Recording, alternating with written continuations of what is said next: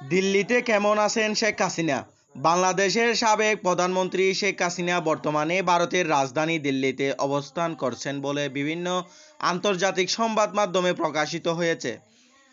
২০২৪ সালের আগস্টে বাংলাদেশের ত্যাগের পর থেকে তিনি ভারতের নিরাপত্তা ব্যবস্থার আওতায় একটি নিরাপদ আবাসনে বসবাস করছেন।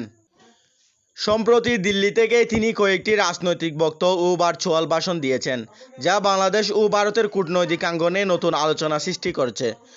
২০২৬ সালের ৫ জানুয়ারিতে দেওয়া এক বক্তব্যে তিনি বাংলাদেশের রাজনৈতিক পরিস্থিতি নিয়ে মন্তব্য করেন, যা নিয়ে ঢাকার আনুষ্ঠানিক উদ্বেগও প্রকাশ করেন।